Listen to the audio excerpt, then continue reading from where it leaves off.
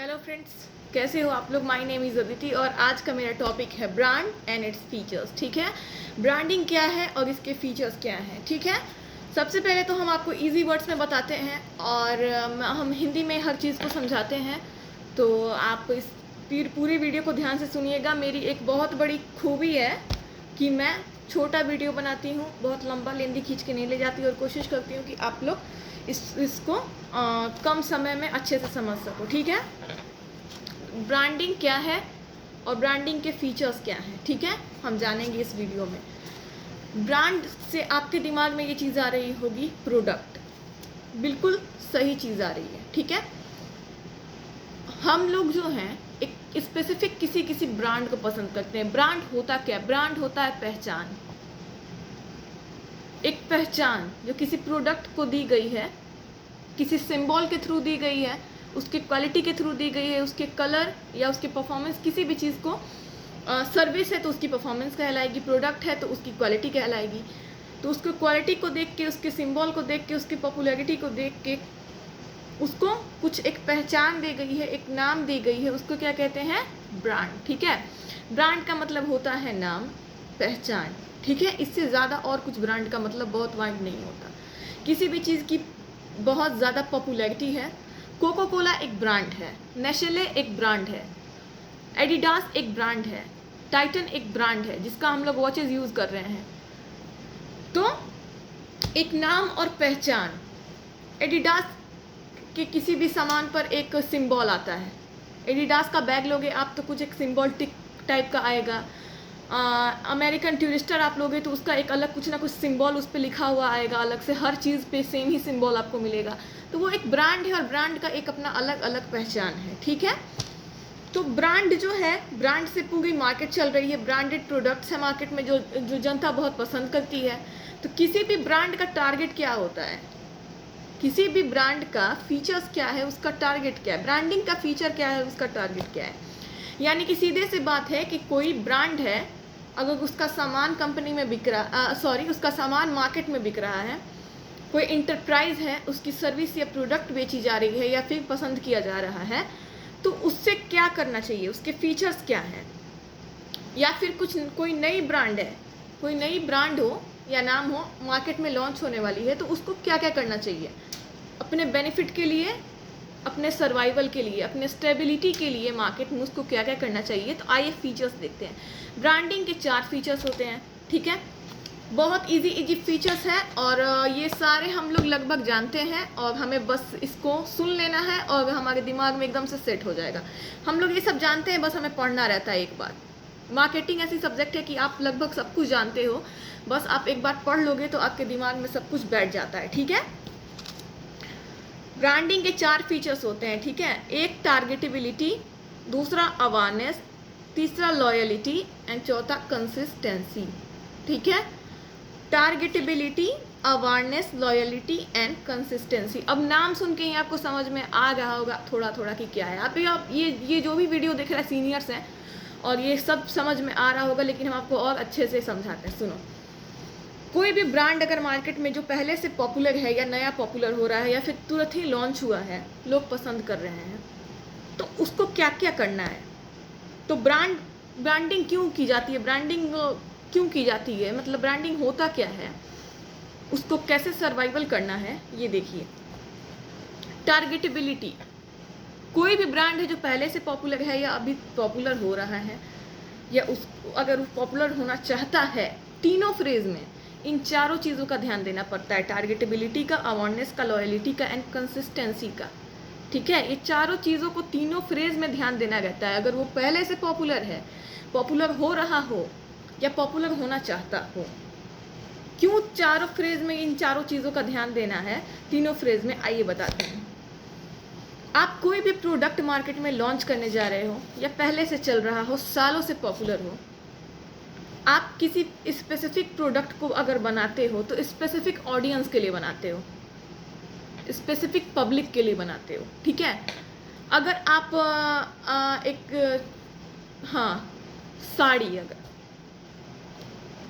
छोटा सा एग्जांपल लेते हैं, किसी ब्रांड की साड़ी बहुत ज़्यादा बिकती है मार्केट में, बहुत ज़्यादा बिकती है, कोई एक ब्रांड है जो सिर्फ साड़ी बनाती है और उसकी साड़ी बहुत ज़्यादा बिकती है, समझ लो आप, एक प्रोडक्ट ही हुआ, वो भी एक प्रोडक्ट ही हुआ, तो उसने किसी स्पेसिफिक ऑडियंस को टारगेट किया है, यानी कि वो अपना हर काम की औरत साड़ी खरीदती है, ज़्यादातर महिलाएं साड़ी खरीदती हैं। साड़ी एक एग्जाम्पल है, और भी बहुत सारे एग्जाम्पल हो सकते हैं, कुछ भी, जूता भी ले लो एक एग्जाम्पल में, एडिडास का जूता भी आई थिंक मिलता है, जूता ले लो, साड़ी ले लो, घड़ी ले लो, कुछ भी ले सकते हो। तो कोई भी, अगर आप स्पेसिफिक कोई एक प्रोडक्ट बना रहे हो तो आपको किसी स्पेसिफिक ऑडियंस को टारगेट करना पड़ेगा। या हर उम्र के लोग हर चीज़ यूज़ नहीं करते हैं, या जो पुरुष यूज़ करते हैं वो महिला यूज़ नहीं करती है।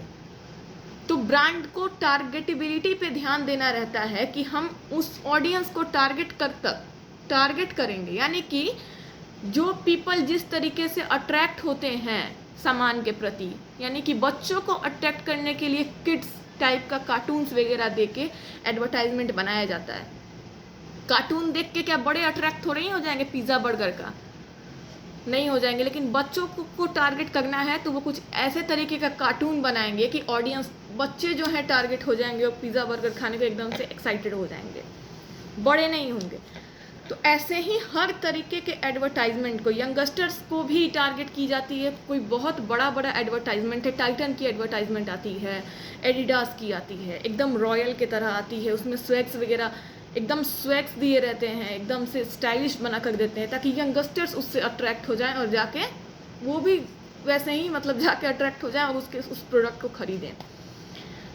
तो टारगेट करने का मतलब है एक तरीके से ऑडियंस को टारगेट करके रिझाना, यानी कि आप ऐसे ऐसे पब्लिसिटी कर रहे हो, ऐसे ऐसे एडवर्टाइजमेंट कर रहे हो, ऐसे ऐसे तरीके से लोगों को अपने ओर अट्रैक्ट कर रहे हो ताकि आपका प्रोडक्ट जो है बिके। और ये कोई गलत बात नहीं है, आपको अगर आपके प्रोडक्ट को बेचनी है तो आप ऑडियंस तक उसका इन्फॉर्मेशन तो पहुंचाओगे ना, उसको अच्छे तरीके से पेश करोगे तभी तो लोगों को पसंद आएगा। तो ये कोई गलत बात भी नहीं है। तो टारगेट करने का मतलब हम जो जिस चीज़ का सर्विस या प्रोडक्ट प्रोवाइड कर रहे हैं उसके लिए सेलेक्टेड ऑडियंस को, अगर स्पेसिफिक कोई चीज़ है तो जिस तरीके के ऑडियंस के लिए प्रोवाइड की जा रही है उसको टारगेट करो और वहाँ तक एडवर्टाइजमेंट करो, पब्लिसिटी करो, जैसे करना चाहते हो आप करो ताकि लोगों तक उस चीज़ का मैसेज पहुँचे, इन्फॉर्मेशन पहुँचे, वो अट्रैक्ट हों और आपके प्रोडक्ट के प्रति उनका मन जो है ऊपर लेवल पर चला जाए और ऐसा चला जाए कि वो जाके उसको खरीद ही ले। ठीक है, आपने कुछ देखा होगा, कुछ ऐसे ब्रांड हैं जिनकी क्वालिटी अच्छी नहीं होती है, कुछ ऐसे प्रोडक्ट्स हैं, ब्रांड हैं, सर्विसेज हैं, लेकिन उनकी एडवर्टाइजमेंट इतनी अट्रैक्टफुल होती है कि वो चल जाते हैं। उन्होंने इस तरीके से प्रचार कर दिया है कि लोग के दिमाग में एक छवि बैठी है कि नहीं ये बहुत बड़ा ब्रांड है, ये बहुत बड़ा ब्रांड है। हालांकि समझदार पब्लिक के दिमाग में ये सब नहीं चलता है, वो क्वालिटी देखे बिना कुछ पर यकीन करती नहीं है, लेकिन फिर भी इतना अट्रैक्टफुल एडवर्टाइजमेंट बना दी जाती है कि कुछ बेमतलब के ब्रांड्स भी जो हैं वो मार्केट में सरवाइव किए जा रहे हैं। तो ये होता है टारगेटेबिलिटी। लेकिन अगर अच्छी ब्रांड है वो टारगेटेबिलिटी करती है तो ऑफ कोर्स वो बहुत अच्छी बात है, क्योंकि वो जैसी है वैसा उससे फ़ायदा मिल रहा है। ओके, सेकंड है अवेयरनेस। फर्स्ट आप समझ गए ऑडियंस को टारगेट करना और वहाँ मैसेज पहुँचाना, अट्रैक्ट करना उनको अलग अलग तरीके से और अपने प्रोडक्ट को जो है स्टेबल रखना। सेकंड है अवेयरनेस। अवेयरनेस का मतलब होता है, यहाँ पर दो तरीके से अवेयरनेस होता है। ठीक है, आप अवेयर रहो, पब्लिक का दिमाग जो है, पब्लिक का दिमाग है, चॉइसेस चेंज होते रहते हैं। आज जो चीज़ पब्लिक पसंद कर रही है 6 महीने बाद नहीं पसंद करेगी। बहुत रफ्तार से जो है ज़माना चेंज होते जा रहा है, मॉडर्न होते जा रहा है। जो चीज़ें हमें आज पसंद है 6 महीने बाद नहीं पसंद आती है, कुछ नया चाहिए। 2G मार्केट में आया था, पब्लिक ने 3G का डिमांड किया था। 3G मार्केट में आई थी, पब्लिक ने 4G का डिमांड किया। 4G आई, 5G का किया। 5G आएगा तो 6G का करेगा, 6G आएगा तो करते करते कितना G का करेगा कोई भी गारंटी नहीं है इसका। तो बिल्कुल ये भी सही बात है, जब ज़माना विकसित होते जा रहा है तो डिमांड्स बढ़ते चले जाएंगे और बढ़ते चले जाएंगे, तभी इकोनॉमी भी अपनी जो है, इकोनॉमी है अपनी, लिविंग स्टैंडर्ड है, लाइफ स्टाइल है, सब कुछ इंक्रीज होगी। ये तो परिवर्तन संसार का नियम है। तो इस चीज़ के लिए ब्रांड को अवेयर रहना पड़ता है कि पब्लिक की चॉइस कब बदल जाएगी, वो हमसे और क्या उम्मीद कर सकता है, या उसको कहीं कुछ कमी तो नहीं लग रही है। इस चीज़ के लिए उसे एकदम सावधान रहना पड़ता है, जागरूक रहना पड़ता है, अवेयर रहना पड़ता है पब्लिक की चॉइसेस में क्या चेंजेस है। हर तरह से उसे हर चीज़ में जागरूक रहना पड़ता है। मास मीडिया में भी उसे एडवर्टाइजमेंट करनी है अपनी, हर जगह एडवर्टाइजमेंट के मामले में, पब्लिक के मामले में, कॉम्पिटिटर्स के मामले में। कहीं कॉम्पिटिटर्स ऐसा कुछ ना कर दें कि हमारी जो चल गई है वो धजिया उड़ जाए। कंपटीशन इतनी मार्केट में चल गई है कि एक तरीके के हज़ारों प्रोडक्ट बन रहे हैं और सब एक दूसरे से कंपटीशन कर रहे हैं, कोई ऊपर है कोई नीचे है, कोई ऊपर है कोई नीचे। तो कॉम्पिटिटर्स कुछ ऐसा ना बना दें जो हमसे भी बेहतर हो जाए।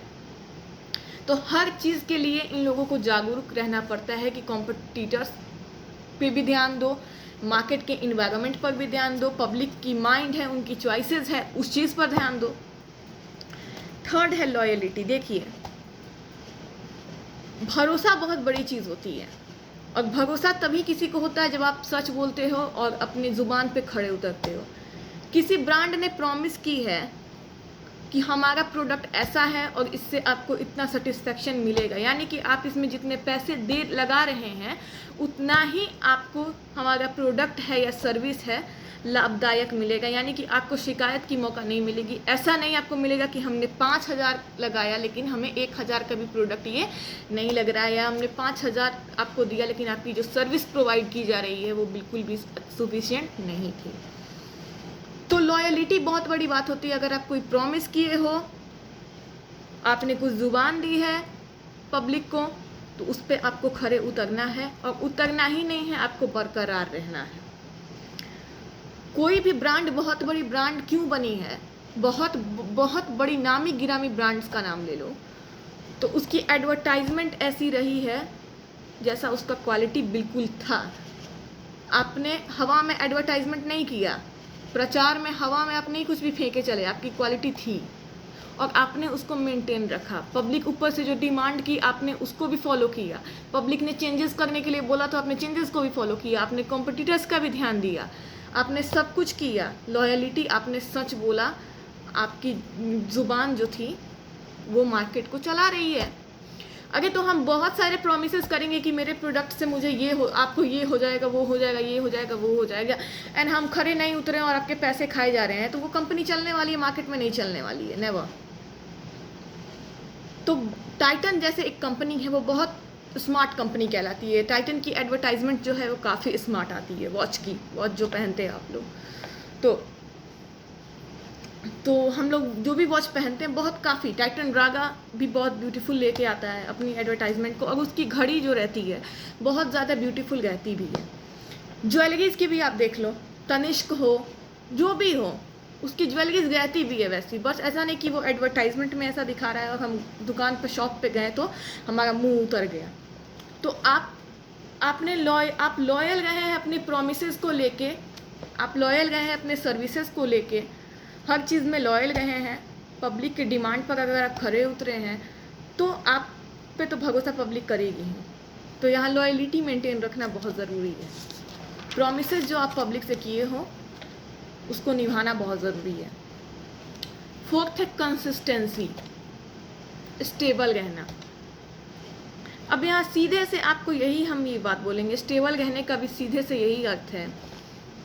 स्टेबिलिटी, कंसिस्टेंसी, बात एक ही होता है। स्टेबल रहना यानी कि बरकरार रहना।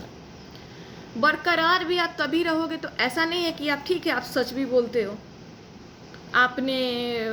आपकी प्राइस स्ट्रेटजी भी अच्छी है, पब्लिक को आप उससे प्रॉब्लम नहीं है, उतनी अफोर्ड कर सकती है पब्लिक जितना आपने रखा है, आप अवेयर भी हो, आप टारगेट भी अच्छा किए पब्लिक को। लेकिन ये स्टेबिलिटी का सबसे बड़ा ये क्या होता है, पब्लिक के ओपिनियंस को चेक करते रहो। पब्लिक की मेंटेलिटी कहाँ चेंज हो रही है, वो किस चीज़ पर अट्रैक्ट हो रहे हैं। कहीं ऐसा तो नहीं है कि आपकी प्रोडक्ट और सर्विस उन्हें पसंद तो आ रही है, आपकी लॉयलिटी उन्हें पसंद आ रही है कि आप सच बोलते हो, सर्विस प्रोवाइड करते हो बहुत अच्छा, लेकिन कहीं कॉम्पिटिटर्स कुछ ऐसा तो नहीं नौटंकी कर रहे हैं कि उनका दिमाग वहाँ पे जा रहा है। तो इसमें अवेयर भी रहना पड़ता है। तो कंसिस्टेंसी भी यही है, ये तीनों चीज़ों को मिक्स कर दो आप। टारगेटेबिलिटी, अवेयरनेस, लॉयलिटी, यानी कि टारगेट आप जहाँ किए हो वहाँ ध्यान देना है, अवेयर आपको एकदम से रहना है, लॉयल आपको एकदम से रहना है। सब चीज़ अगर अच्छी रहेगी तो आप स्टेबल तो खुद ही रहोगे। जब सब कुछ अच्छा ही है, पब्लिक हमें पसंद करती ही है, हम जो सच बोलते हैं पब्लिक को भरोसा है हम पे, हम अवेयर रहते हैं, चेंजेस चाहती है पब्लिक तो चेंजेस करते हैं, चेंजेस नहीं चाहती है तो नहीं करते हैं, कुछ उम्मीद कर पब्लिक करती है तो कुछ उसमें इम्प्रूवमेंट भी करते हैं, टारगेट भी अच्छे खासे हम ऑडियंस को कर लेते हैं, अट्रैक्ट भी कर लेते हैं। तो कंसिस्टेंसी अपने आप रहेगी। तो तीनों चीज़ों को मिक्स अगर कर देंगे तो कंसिस्टेंसी हो जाएगी, स्टेबिलिटी हो जाएगी। Branding and its features are complete now. I think आप अच्छे से समझ गए होंगे। अगर कहीं प्रॉब्लम होगा, कन्फ्यूज़न होगा, कुछ गड़बड़ लगा होगा तो बताना। और मुझसे पढ़ना चाहते हैं, अगर आपको अच्छा लगता है तो लाइक सब्सक्राइब ज़रूर करिएगा, शेयर भी करिएगा। और नेक्स्ट हम टाइप्स ऑफ ब्रांडिंग बताएंगे। ठीक है, तब तक आप पढ़ो, एंजॉय करो। Bye, thank you for watching my video, thank you a lot. Next video में आएंगे टाइप्स के साथ।